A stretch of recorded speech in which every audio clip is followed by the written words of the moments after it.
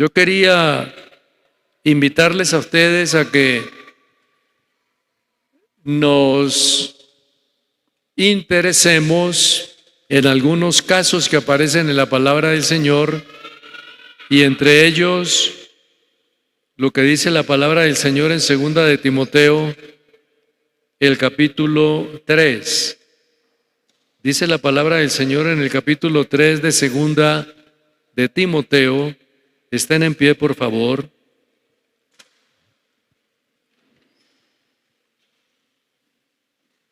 Dice el verso 3:13, mas los malos hombres y los engañadores irán de mal en peor, engañando y siendo engañados.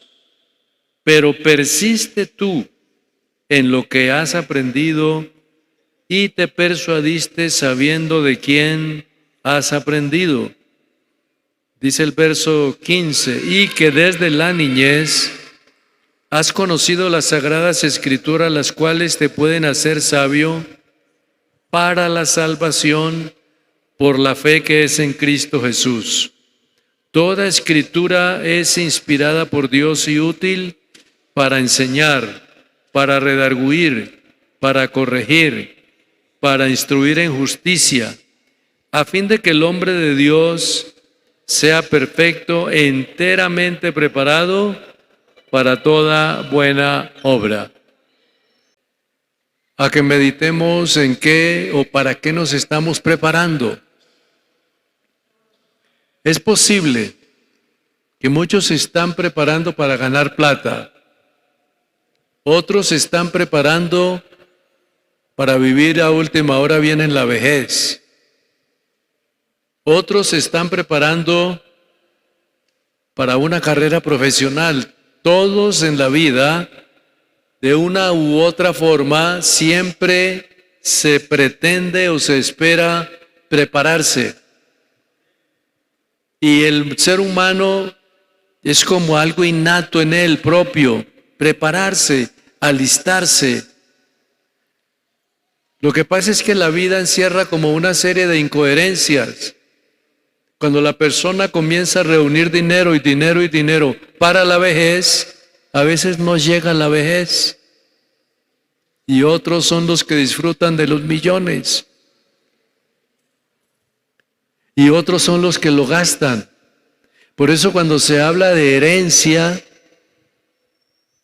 el ser humano a veces tiene que tener mucho cuidado en que todo lo que trabajó no se lo deje a alguien que no ha trabajado, y lo que lo tardó a usted ganárselo en 50 años, el otro lo gasta en un año, viviendo bien, comprando carros últimos modelos, automóviles y de todo, y viajes, y en pocos meses acaba con cualquier cantidad de dinero, porque lo que nada cuesta. Ustedes también se conocen ese dicho, al que nada cuesta que lo vuelva fiesta. Y es la verdad. Por eso alguien lo dijo en una ocasión y uno siempre lo repite y también lo dice: la mejor herencia que uno le puede dejar a sus hijos, pues no es la cantidad de millones, sino en enseñarles cómo vivir la vida en Dios. ¿Cómo vivirla? ¿Cómo servir a Dios? ¿Cómo caminar con Él? ¿Por qué razón? Porque la persona puede ser muy profesional, pero el profesionalismo le sirvió para ganarse la vida.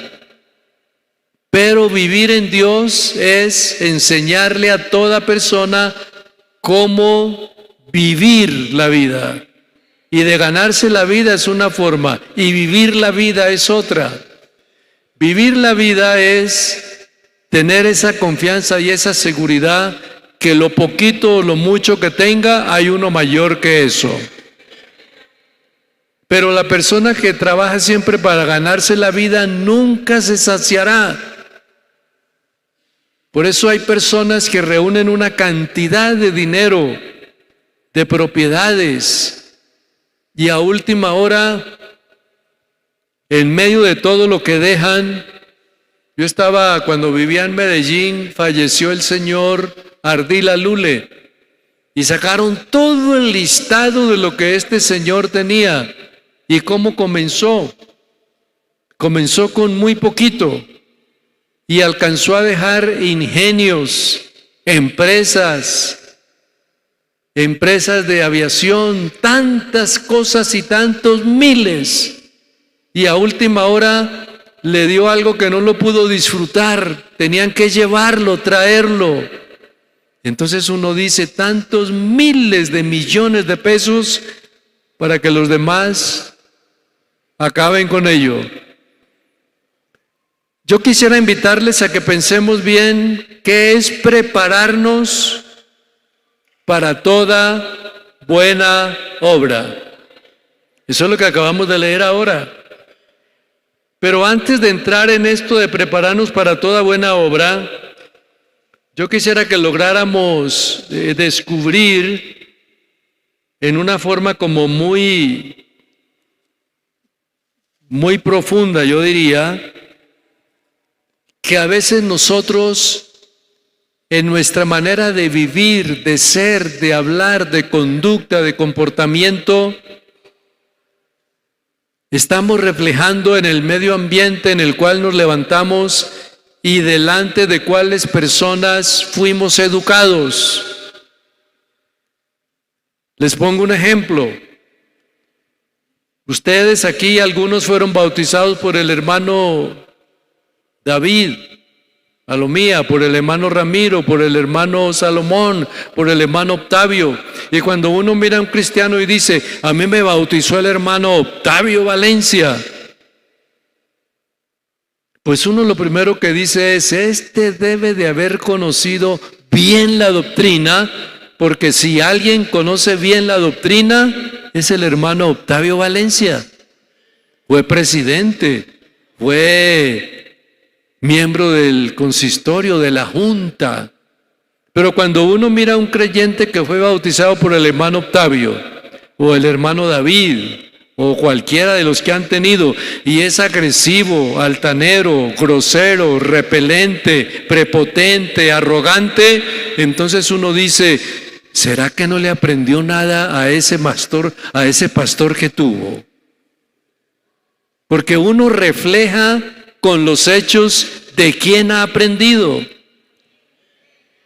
Uno en la vida, casi permítame decirles que uno hasta en el colegio que aprendió. ¿Usted dónde estudió? En tal colegio. Dice, los que han salido de allá, aquello y lo otro, pero hay otro que dice, ese colegio es muy serio, muy importante. Entonces miren ustedes que solamente hasta en el estudio hay como una forma de identificar. Entonces cuando se habla de aquello de los que fueron nuestros maestros o profesores o personas o los que anduvimos, que dice el que anda con los sabios, sabio será, y el que se allega a los necios será quebrantado, uno va tomando una idea, una forma, una manera de la vida, a que depende uno con quién se ha estado codeando, hablando, formando, capacitando, y entonces uno va creando ese ambiente en la vida misma. Por eso el mismo escritor de Proverbios dice, el que anda con los sabios, sabio será, pero el que se allega a los necios será quebrantado. ¿Por qué les digo de esa manera? Porque el texto que acabamos de leer dice, el verso 14 de 2 de Timoteo 3, tú persiste en lo que has aprendido y te has persuadido sabiendo de quién has aprendido. ¿Quién le escribe a quién? Aquí está escribiéndole Pablo a Timoteo. Le está escribiendo, entre comillas, el maestro o el profesor al alumno. Mira bien quién te enseñó. Mira bien quién te instruyó. Mira bien quién te habló de esa doctrina. Mira quién te capacitó, quién te orientó. Mira bien quién te dio o quién te enseñó los primeros pasos para caminar. ¿Quién fue? Y este muchacho llamado Timoteo tiene que aceptar y entender que su profesor fue uno de los hombres más eminentes, que fue Pablo. Entonces hay dos culturas aquí. La cultura de Pablo, eminente, fue del Sanedrín, políglota, sabe varios idiomas, también fue del Sanedrín, es una persona que tiene mucho conocimiento. La revelación del nombre la recibió de una manera única, profunda. A todos los apóstoles no los derribaron de una cabalgadura, a este sí. Este quedó ciego. Sin embargo, la mayoría de los que el Señor llamaba antes les daba la vista, como algo al revés. Este que era prepotente y arrogante, se le dijo, vete allá y alguno irá a orar por ti. No le dijeron quién. Entonces ahí está esta clase de persona que es Pablo, educado a los pies de, ya ustedes saben, de Gamaliel, pero en medio de esto es un hombre que recibió la revelación de que Dios es uno, no porque él no creyera que Dios era uno, sino que él creía que era uno diferente a aquel que había estado atacando. La revelación que recibe es que el mismo que él atacaba en el cuerpo de los cristianos era ese mismo Dios, el de la antigüedad, pero que no se había manifestado en personas, sino en la gloria para Israel. Pero cuando Dios se manifiesta en carne y ya hace la obra redentora y hace el sacrificio del Calvario y resucita Jesús al tercer día, cuando Él resucita se consolida la obra, y al consolidarse la obra viene Pentecostés, y en Pentecostés ese espíritu de Jesús se mete en el espíritu de los cristianos, y donde van los cristianos va Jesús, y donde va Jesús van los cristianos. Una alabanza al Señor. Cuando uno lo va leyendo entonces, y persuadiste sabiendo de quién has aprendido. Entonces vuelvo y les repito que la persona va mostrando con quién anda, con quién camina, qué amistades tiene, casi en su manera de actuar.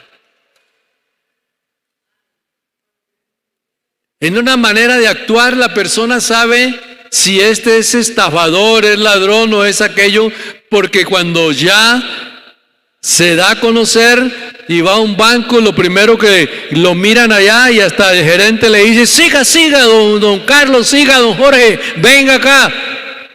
Porque ya lo conocen. ¿Y por qué lo conocen? ¿Porque les quitó plata? ¿O los estafó o algo así? Porque si fuera así, lo primero que diría el gerente, velo, ahí está, llamen a la policía, que se lo lleve. No, venga acá. Hasta lo invitan a tomar café. ¿Por qué? Porque ya lo conocen. Yo quisiera que tomáramos en cuenta esto. Cuando estamos leyendo acá, y te has persuadido de quién has aprendido, está hablándole la experiencia al muchacho o al hombre llamado Timoteo, que apenas está aprendiendo. En la vida hay que dejarse enseñar. Yo quisiera que tomáramos en cuenta, me llama la atención cuando yo estudiaba la vida de Timoteo, que Timoteo tiene una manera de ser, una personalidad, un temperamento muy distinto al de Pablo. Pablo es agresivo. Pablo es de esa clase de personas como muy dadas a enfrentar las cosas. Timoteo es al contrario. La personalidad de Pablo es que no se le queda callado a nadie. Timoteo se le queda callado a todo mundo. Pablo se presenta como queriendo decir, aquí estoy, ¿qué fue? ¿Qué pasó? Timoteo es aquellos que llega y deja que otros se presenten porque él se hace a un lado. En otras palabras, Timoteo es tímido. Eso se lee en las cartas primera y segunda de Timoteo, porque cuando Pablo le escribe, parece que le quiere levantar los ánimos, el deseo, la personalidad, darle la importancia. Tú puedes, eres competente, no te desesperes, avanza, tú eres esto, aquello, lo otro. Parece que Timoteo era la clase de persona que casi no hubiera podido llegar a vivir un ministerio si no fue por la orientación que Pablo le da. ¿Cuántos dan una alabanza al Señor? Es como algunos jovencitos que hay a veces, ni saludan. Pero no es que no saludan porque son orgullosos o algo, no, son tímidos. Muchachitas o muchachas que vienen y pasan y no saludan a nadie, pero es que les da miedo casi como saludar. ¿Y qué le digo yo al hermano? ¿Y qué le digo a este diácono? ¿Y qué le digo? No, yo mejor paso de largo. Eso sucede mucho. Pero cuando yo hablo de Timoteo, lo que yo quiero que tomemos en cuenta es que la vida de Timoteo vino a tener sentido cuando Pablo llega a la vida, porque Pablo se vuelve el papá de él, se vuelve el instructor. Si usted me permite que le diga la palabra, él se vuelve lo que del griego aparece la palabra ayo. Y la palabra ayo es como esa persona que cuida, como cuando alguien le dice, hágame el favor, cuide a este niño, edúquelo, levántalo, enséñelo, conducta, comportamiento, trato, y entonces la persona se encarga de todo eso. Ese es un ayo, según lo que presenta la palabra. Casi cuando le dice al papá, tu hijo ya está bien, es porque ese ayo le enseñó de todo. Le enseñó modales, le enseñó conducta, le enseñó a caminar, le enseñó a comer, a hablar, a respetar, a conocer las leyes, a todo. Entonces esa es la clase de responsabilidad del ayo. Pablo fue esa clase de persona para Timoteo. Por eso cuando le escribe y le dice, ¿tú sabes de quién has aprendido? Le está diciendo eso a un hombre que ya es pastor. Amén. ¿Que cuándo lo formó? Cuando iba a la casa y estaba Eunice y Loida, que era la mamá y la abuela. Ahí no formó a Timoteo el papá que era griego, sino esas dos mujeres. Y Pablo, yo no sé si ustedes se imaginan la conducta que tiene una abuela y la mamá con el hijo y el nieto. Pablo, sabes que Timoteo ya casi no come, Timoteo no habla, Timoteo se mantiene triste. Sabes que Timoteo me está poniendo nerviosa o nos pone nerviosas porque Timoteo ya esto y aquello, y ahí tiene que sentarse Pablo a ayudar a Timoteo. O sea que es una abuelita que se preocupó por el nieto y una mamá que se preocupó por el hijo. Por eso cuando él les dice, y tu mamá y tu abuela y la fe no fingida, porque los hijos muchas veces fingen la fe. Como mi papá cree, pues voy a ir allá y muevo las manos y doy mi salto y canto para que él vea que tengo ánimo y que tengo fe, y me regale la bicicleta que me va a dar o me dé el pasaje que me va a dar. Fe fingida. Pero cuando ya no hay una fe fingida, aunque papá no le regale ni le dé todos esos premios y todo, él sigue adorando a su Dios porque su principal premio es su Dios. Una alabanza al Señor.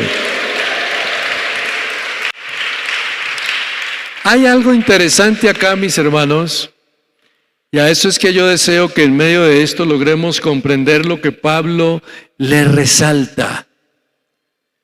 Desde la niñez has conocido las sagradas escrituras. Quiere decir que Pablo lo conoció desde niño. Pablo lo conoció desde niño y Pablo, que sabía griego, tuvo que enseñarle también griego y enseñarle hebreo y enseñarle arameo y enseñarle otros idiomas y otras lenguas más. Pero le dice que desde la niñez has conocido o has sabido las sagradas escrituras, las cuales te pueden hacer sabio. Sabio. Sabio no para contender, para pelear, para discutir, sino la principal obra es ser salvo. Por eso es lo que dice acá, sabio para la salvación. El mundo está lleno de gente sabia y conocen la Biblia y conocen capítulos y textos, pero con lo que hacen demuestran que no son salvos. Pero sigue diciendo acá, toda escritura es inspirada por Dios y útil para enseñar, para redarguir, para corregir, para instruir en justicia, a fin de que el hombre de Dios sea perfecto. ¿Cuál es el hombre de Dios? El hombre de Dios es esa nueva criatura. Que el hombre de Dios sea perfecto, no el que se ve por fuera, el que está dentro. El hombre de Dios sea perfecto, ¿para qué? Para toda buena obra. ¿Cuál es toda buena obra? Que todo lo que haga refleja quién es, dónde lo aprendió, dónde lo leyó, cómo lo vive, y que no solamente sea el bla bla bla, sino que cumpla lo que la palabra del Señor dice. No necesitamos gente que se sepa capítulos y tengo tantos años y años y años. Hay gente que a los años les sirve de peso para que no caminen bien. Pero el verdadero cristiano no piensa en años sino en agradar a su Dios Todopoderoso. Oh, alabanzas al Señor.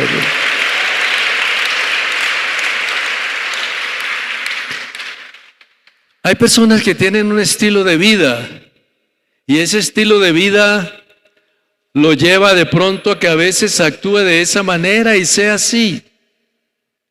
Acude de pronto sin darse cuenta, él acude y defiende sus genes.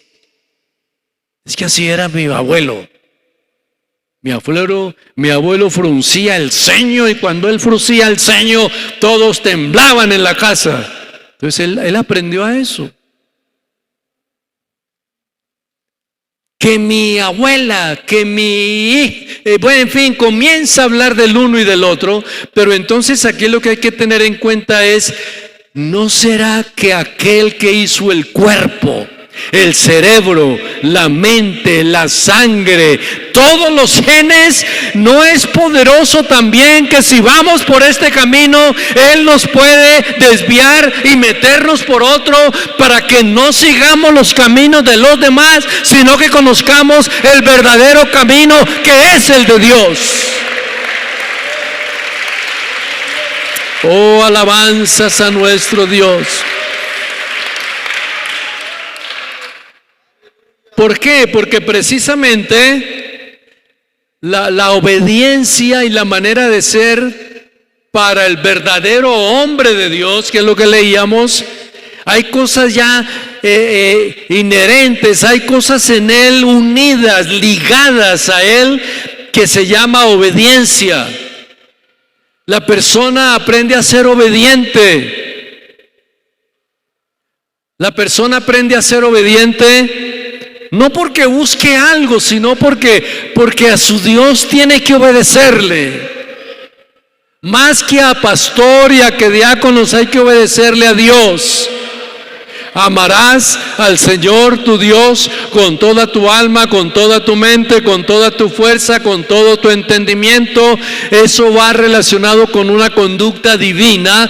Pero ¿quién hace eso? El que está conectado directamente como hombre de Dios, como nueva criatura en Cristo Jesús, Señor nuestro. Eso perfecto en Él. Mire lo que dice Hebreos capítulo 11. Vamos a ver Hebreos capítulo 11. Mira lo que se presenta en el verso primero. Dice la palabra del Señor, Hebreos capítulo 11, el verso 1. Es pues la certeza de las cosas que se esperan, la convicción de lo que no se ve. Y mire lo que dice el verso 2. Porque por ella alcanzaron buen testimonio los antiguos. ¿Por qué alcanzaron buen testimonio los antiguos? No tanto porque hubiesen sido llenos del Espíritu Santo, porque Dios trabajaba en el Antiguo Testamento de otra forma o hacía las cosas diferente como en el Nuevo. Pero los que conocieron a Dios y conocían su palabra, todos esos de Hebreos 11, por eso cuando comienza el capítulo dice los antiguos, porque vienen los héroes de la fe, los que vivieron por la fe, los que batallaron por la fe, los que hicieron la obra por la fe, los que aceptaron el llamado por la fe, los que pelearon las batallas por la fe. En fin, todo lo que se presenta ya es lo que lleva a entender que aunque había gente mala, había gente que había conocido a Dios y era gente buena en medio de los malos. ¿Por qué razón? Porque no es que Dios tenía una ciudad solo para ellos. Esa fue la manera de pensar de Abraham. ¿Cuál fue la manera de pensar? Que cuando le dice él, yo te llamo y te voy a entregar esta tierra y te voy a llevar a una ciudad y algo así, él pensó, voy a llegar hasta esa montaña y cuando pase veo la ciudad que él me prometió. Pero llegó y vio por allá un pueblo y se fue y resulta que era Egipto. Y Egipto casi lo matan y casi le quitan la señora y casi lo dejan sin nada. Si no es que Dios interviene y lo saca a tiempo, acaban con él. ¿Qué era lo que él buscaba? Esa que Dios le había prometido. ¿Qué dice en Hebreos? Que fue entendiendo que lo que Dios le prometía no estaba aquí, estaba en otra parte, porque ya entendió que esa ciudad es una ciudad cuyo arquitecto es Dios. Eso es lo que vino a entender después, pero primero no lo entendía. Entonces aquí, obediencia, conducta, actitud, fidelidad, es de esa clase de persona que es nueva criatura. La nueva criatura, según Colosenses capítulo 3, el nuevo hombre, es esa clase de persona que reúne todos esos requisitos. Jeremías capítulo 25, el verso 32. Ahora vamos a volver a Hebreos, pero mire lo que dice Jeremías 25, 32.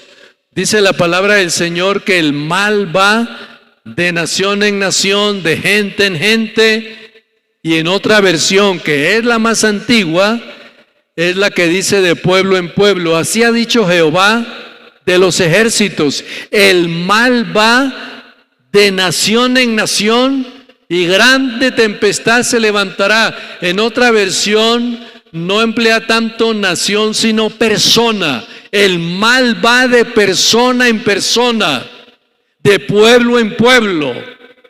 Y cuando uno mira esto, entonces uno va descubriendo que Timoteo nació en medio de las dos costumbres, la hebrea y la griega.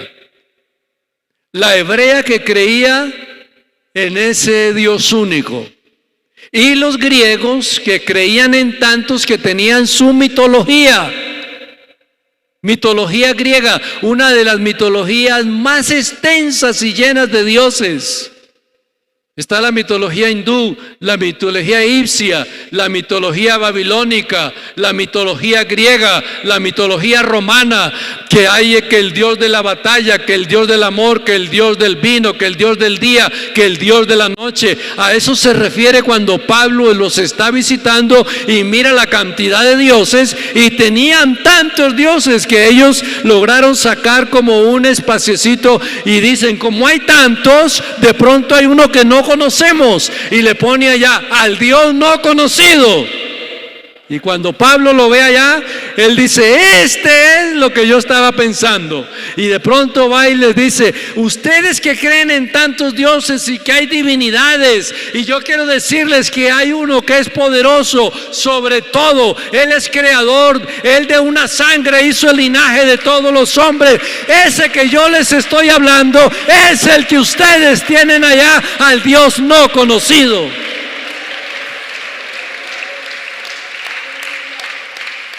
Entonces aquí hay algo interesante, mis hermanos. En el Antiguo Testamento vivieron, obedecieron, esperaron, creyeron, pero fueron vidas diferentes a los demás. A mí me llama mucho la atención que fueron vidas diferentes a los demás, porque si usted mira la forma como Salmanasar, Rabsás, jefe de los asirios, se llevó a Israel cautivo a Samaria, se los llevó y los hizo convivir con otros pueblos para hacer desaparecer la raza.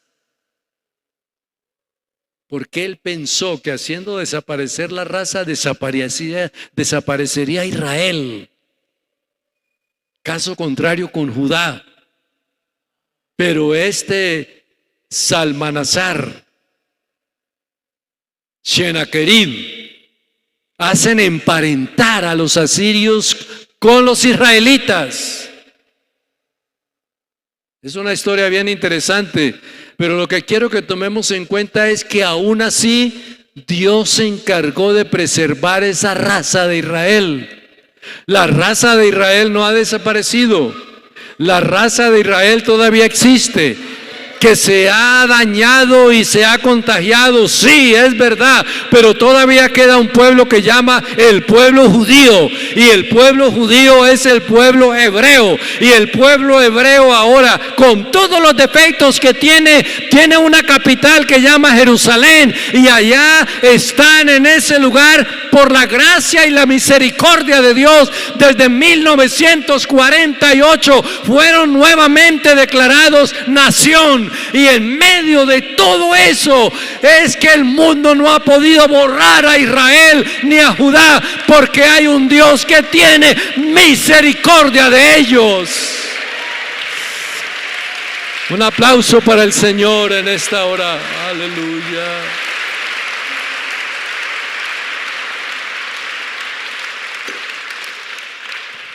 El estilo de vida, la forma de vida, todo esto. Pero yo quisiera que entráramos en un punto, Hebreos capítulo 11, mire lo que dice el verso 38. Observe bien que este pasaje nos clarifica muchas cosas. Podemos leer desde el 37, por favor. El verso 37, fueron apedreados, aserrados. Todo esto casi en su mayoría Antiguo Testamento. Apedreados, como muchos profetas los apedrearon. Aserrados, como Isaías. La historia cuenta que Isaías fue aserrado en los tiempos de Manasés. Aserrado, muertos a filos de espada. Anduvieron de acá para allá. cubiertos de pieles de ovejas. Entre ellos estaba Juan Bautista, estaba Elías, pobres, angustiados, maltratados. Antiguo Testamento, de los cuales el mundo no era digno, errando por los desiertos, por los montes, por las cuevas y por las cavernas de la tierra. Verso 39. Y todos estos, aunque alcanzaron buen testimonio mediante la fe, no recibieron lo prometido. ¿Qué es lo prometido? Haber visto al Mesías, haber visto la obra redentora del Calvario, haber visto el sacrificio, haber visto el derramamiento del Espíritu Santo, haber visto lo que era la nueva criatura en el nuevo hombre. No lo vieron. ¿Por qué? Porque Dios quería toda esa experiencia para ellos, pero para nosotros fue lo más grandioso, porque es Cristo en nosotros la esperanza de gloria. Un aplauso fuerte para el Señor. Oh, alabanzas. ¿Qué sigue diciendo el verso siguiente? 38, 39. 39, por favor. Y todos estos, aunque alcanzaron buen testimonio mediante la fe, no recibieron lo prometido. Verso 40. Proveyendo Dios alguna cosa mejor para ellos, para nosotros, para que no fuesen ellos perfeccionados aparte de nosotros. O sea que ellos vienen a ser perfectos porque son la primera parte y nosotros somos perfectos por ser la segunda parte, pero ante Él tenemos el mismo valor porque es el mismo Dios. A su nombre sea la gloria. ¿Qué quiere decir entonces esto? ¿Preparados para qué? Para toda buena obra. Vamos a detenernos unos minutos acá ya para finalizar, pero yo quiero que lleguemos al punto de lo que es la buena obra. La buena obra no es la de Dios. Cuando dice aquí preparado para toda buena obra, es la que usted y yo hacemos para Dios. La buena obra, lo que asimilamos y valoramos y entendemos y comprendemos de lo que aprendemos cada día. Si alguno de pronto se apartó y lo bautizó el hermano Ramiro, el hermano Reinel o el hermano David o quien sea, ¿aquí quedó mal bautizado? No es que quedó mal bautizado. Aquí fue que de pronto, ¿qué sucedió? ¿No oraron? Se oró. Entonces, ¿dónde está el daño?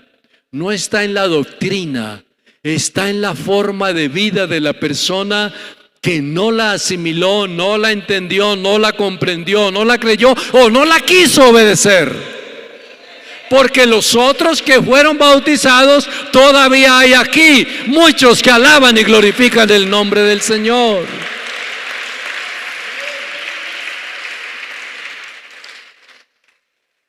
Aquí, mis hermanos, entonces es toda buena obra. Esa es la palabrita, preparados para toda buena obra. Todos Dios nos ha preparado desde que lo conocimos a Él para toda buena obra. ¿Cuál es la buena obra? Que lo que yo haga para Dios lo haga bien hecho, porque esa es la buena obra. Usted está sentado en una banquita o en una banca, bien pulida, brillante, limpia, bien cortada, el modelo que tiene. O sea que esa banca no la hizo una persona que apenas estaba aprendiendo, porque ya se hubiera desbaratado.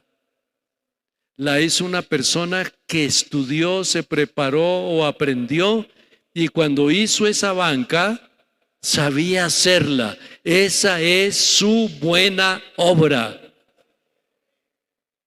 Las cosas ya cuando están hechas se ve quién la hizo. Es como un arreglo.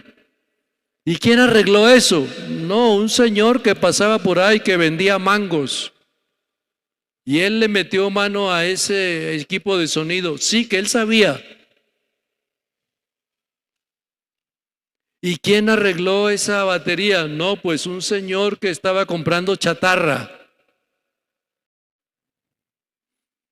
La persona se desenvuelve su especialidad en lo que se ha preparado, y esa es su buena obra, su buen trabajo, su buena labor. Es un orgullo, yo diría entre comillas, y hasta puede ufanarse. Soy el mejor, lo hago, porque sabe que donde lo pongan lo hace. Ustedes recuerdan la historia del violín.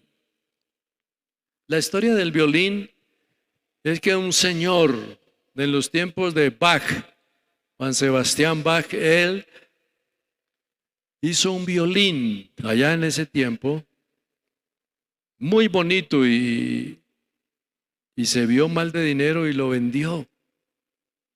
Y el dinero y el violín se lo llevaron allá en el pueblo, hasta que un día hubo una subasta y salieron a vender cosas baratas y sacan un viejo violín allá, y dice el que estaba en la subasta: ¿quién da tanto por este violín?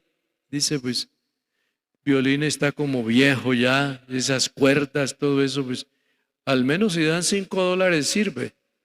¿Quién da 5? Y 5, y nadie decía nada, hasta que se levantó una mano. Ah, ya hay uno que da 5. 5, sí. 5 a la una, sí, cuando otro levanta la mano. $10. 10 a la una, 10 a las 2, y ya cuando levantan otra mano.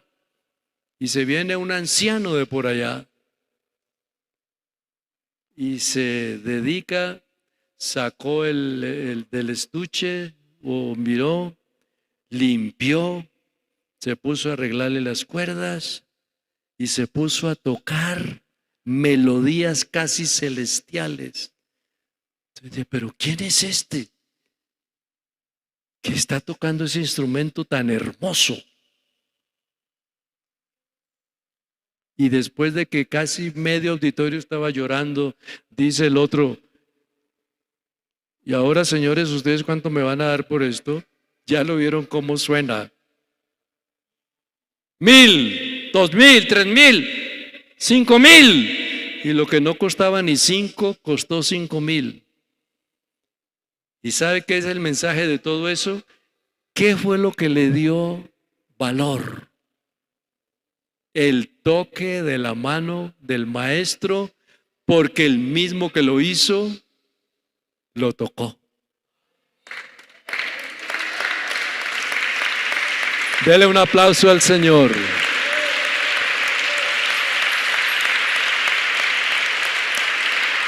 ¿Quién es el que le da valor a nuestra vida?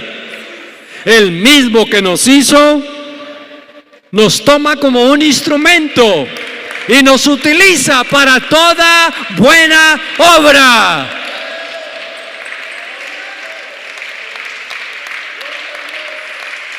Oh,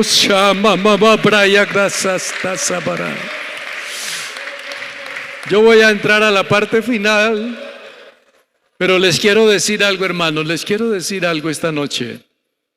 Cuando yo estaba estudiando, leyendo esto, yo sentí algo y lo quiero hacer ahora. Alguien me está viendo, y aquí hay algo como interesante. Uno ve unos, y el que está en la cámara no ve los que están allá, pero lo ven a uno. Esta noche, yo no sé quién estará, pero yo siento por el Espíritu Santo que alguien está viendo esta grabación y este mensaje. ¿Sabe qué es lo que me da tristeza a mí? Que muchos de los que se sentaban acá y estaban aquí ya no están. ¿Que por qué se fueron? Pues no faltó el que los estafó, los robó, les quitó, los engañó, les mintió. Y se fueron y no volvieron. Otra persona tuvo un problema de otra índole, o se enamoró, o la enamoraron, o lo enamoraron, en fin, se fue. Otro, una falsa doctrina. Se enredó en la falsa doctrina, iba también y se fue y se fue y se llevó gente y hizo una división y desapareció. Pero lo que yo quiero que tomemos en cuenta ahora, hermanos, es algo. ¿Qué sentido tiene una vida? Como Pablo lo dice allá en 1 Corintios 9:24. Leámoslo detenidamente y miren ustedes qué sentido tiene estar en un camino que no se persevera. ¿Qué sentido tiene estar como en una iglesia donde solo son 5 o 10 años si el premio es toda la vida? ¿Sí me entendió lo que le quise decir? Dice la palabra del Señor: ¿no sabéis que los que corren en el estadio, todos a la verdad corren? Pero uno solo es el que lleva el premio. ¡Corred! Oh, alabanzas al Señor. ¡Corred! De tal manera que lo obtengáis. Que nada nos detenga. Tú que me miras y me oyes, que nada te detenga. Vuelve aquí, aquí está tu lugar. Oh, aleluya, aleluya. Verso 25. Todo aquel que lucha, de todo se abstiene. Ellos a la verdad para recibir una corona corruptible, pero nosotros una incorruptible. O sea que todos tenemos que luchar. Esto no es gratis. Tú tienes ataques. A mí me atacan. Tú no les caes bien a todo mundo, yo también. Pero nuestro Dios te ayuda. Y a mí también me ayuda. Oh, aquí está la presencia del Señor en esta hora. Verso 26.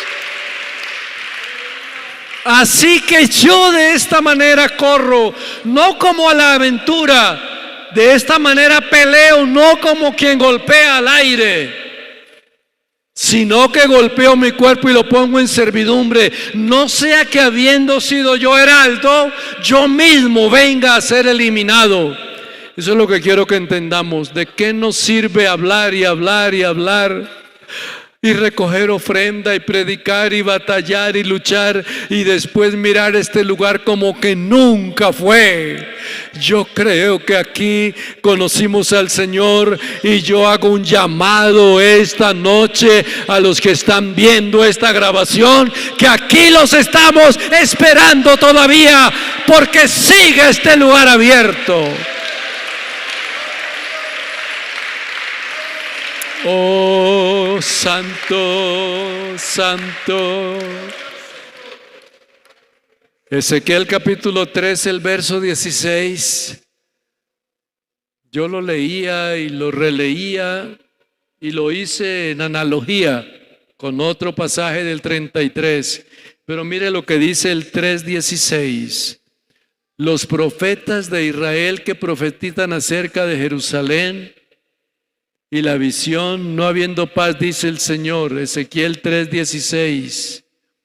Digo, 3:16 al 21. Sigamos.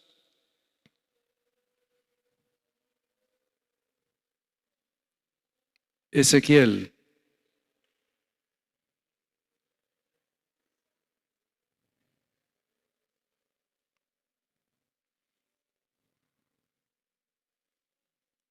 Ezequiel 33, 11.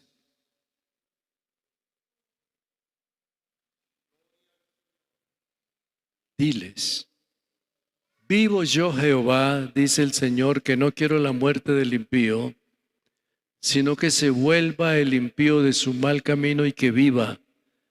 Volveos, volveos de vuestros malos caminos.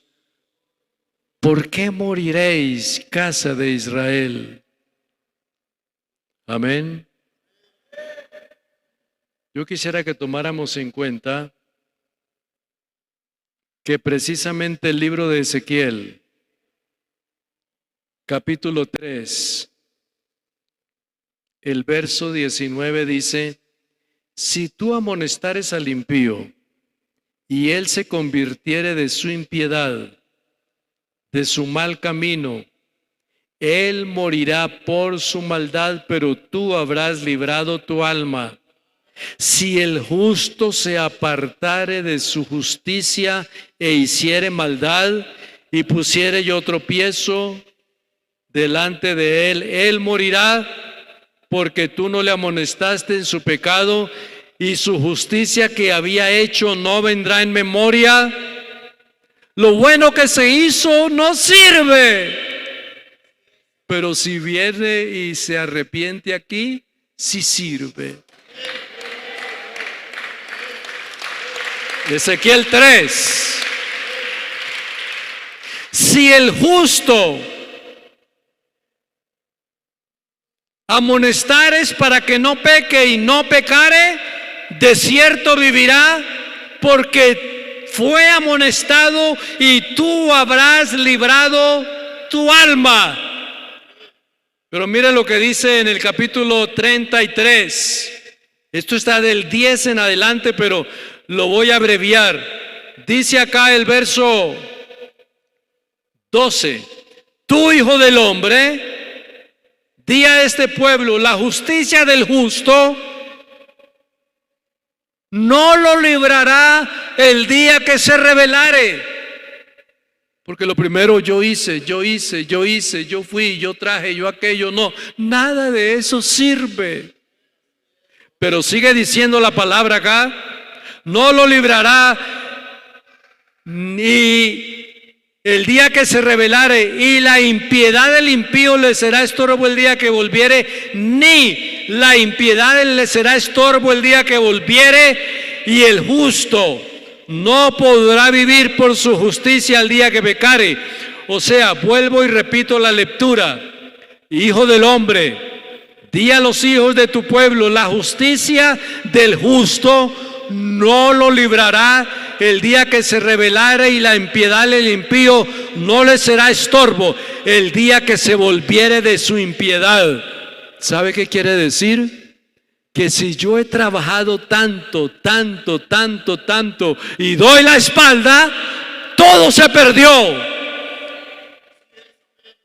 Pero si yo levanto mis manos y pido misericordia y doy media vuelta, ese Dios que me había visto también andar en ese camino me extiende su mano y yo me voy acercando a Él, y todo lo que yo he hecho viene a memoria porque no lo perdí. Eso es lo que dice la palabra del Señor acá. Cuando yo dijere al impío, de cierto vivirá, y él confiado en su justicia hiciere iniquidad, todas sus justicias no serán recordadas, sino que morirá por la iniquidad que hizo. Pero mire este 14: cuando yo diga al impío, de cierto morirá, y él se convirtiere de su pecado e hiciere según el derecho, si el impío restituye la prenda, devuelve lo robado, camina en los estatutos de la vida, no haciendo iniquidad, vivirá y no morirá. ¿Cuántos de ustedes quieren orar esta noche? Yo quiero decirle a los que me están observando, así sea uno que esté observando ahí, lo queremos ver aquí. La queremos ver aquí.